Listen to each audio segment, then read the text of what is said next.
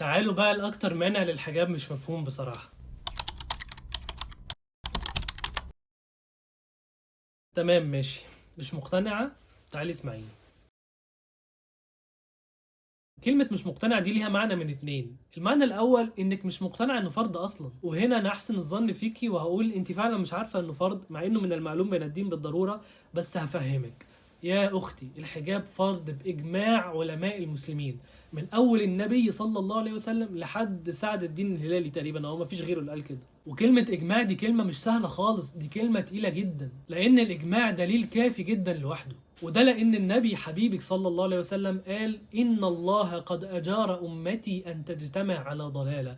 يعني ربنا حرم على الأمة دي أو أجرها إن هي تجتمع على ضلالة، فمعنى إن هي اجتمعت على حاجة فأكيد الحاجة دي صح. بكده عرفنا بالدليل ان هو فرض. طب لو وصلنا للمرحلة دي وبرضه رافضين ان هو فرض ورافضين الحجاب، اللي بيقول كده وعارف هو بيقول ايه، هو كده بيرفض الله عز وجل، لان ربنا اللي امر بالحجاب. فمعنى اني ارد وارفض اللي ربنا امر بيه، ده معناه اني ارفضه هو سبحانه وتعالى. واظن احنا عارفين اللي بيرفض ربنا ده اسمه ايه. وانا ان شاء الله متاكد ان انت مش كده، وانت في دماغك انك مش مقتنعه عشان المعنى التاني اللي هقوله لك دلوقتي. المعنى التاني انك مقتنعه انه فرض وان الحجاب ده فعلا ربنا امر بيه، ولكن انا مش مقتنعه ان هو حاجه منطقيه او حاجه صح. انا مش مقتنع بالحجاب نفسه.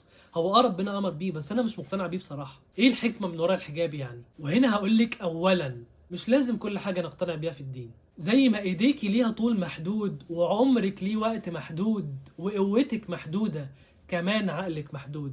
عقلك وعقلي وعقلنا كلنا محدود. مش شرط نفهم كل حاجة ونفهم الحكمة من ورا كل حاجة. ربنا هو اللي خلقنا وهو اللي أمرنا وهو اللي أدرى بينا وأدرى بحالنا، وهو ده معنى الإسلام أصلا، وهو كمال الاستسلام لله عز وجل. أنا مستسلم ليه وأوامره ونواهيه وكل حاجة، لكن مش ربنا يأمرني بأمر وأقول له لا يا رب اقنعني الأول. ده سوء أدب مع الله. ثانيا بقى، الموضوع ده تحديدا حكمته واضحة، وهو الستر والحياء بين المسلمين والمسلمات، وان احنا نقلل ونمنع من الفتن. طبيعي المرأة شكلها وجمالها وجسمها وشعرها كل ده فتنة طبعا، وبيعمل مشاكل ومصايب كتير. لكن لو ما اقتنعناش فنقول يا رب فهمني، بس برضه هنسمع الكلام ومش هتفرق معانا.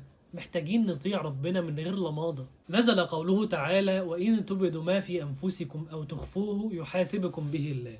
فالصحابة خافوا جدا من الآية دي، وراحوا للرسول صلى الله عليه وسلم قالوا له يا رسول الله، كلفنا الله ما نطيق، صلاة وصيام وصدقة وجهاد، ولكن اليوم أنزلت عليك آية لا نطيقها. هم ما كانوش معترضين بالمناسبة، هم كانوا رايحين للنبي عشان يفهموا ليه، لأنهم عايزين ينفذوا فعلا بس مش عارفين هينفذوا ازاي. فالرسول صلى الله عليه وسلم المعلم قال لهم ايه؟ أتريدون أن تقولوا مثل ما قال أهل الكتابين من قبلكم سمعنا وعصينا، بل قولوا سمعنا وأطعنا.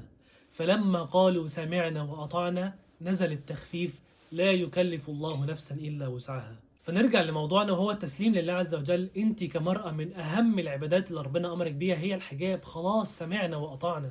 ومعلش هقولك على حاجة أخيرة، مش احنا مؤمنين بالله ومؤمنين ان هو حكيم وعليم ولا يفعل شيئا ولا يأمر امرا الا عن حكمة وعن علم؟ مؤمنين ان هو اللي خلقنا وهو اللي عملنا. لله المثل الاعلى. انت لو اشتريتي لابتوب وعايزة تعملي فيه حاجة لازم تفتحي الكتالوج بتاعه. اللي عمل الكتالوج ده هو اللي عمل اللابتوب.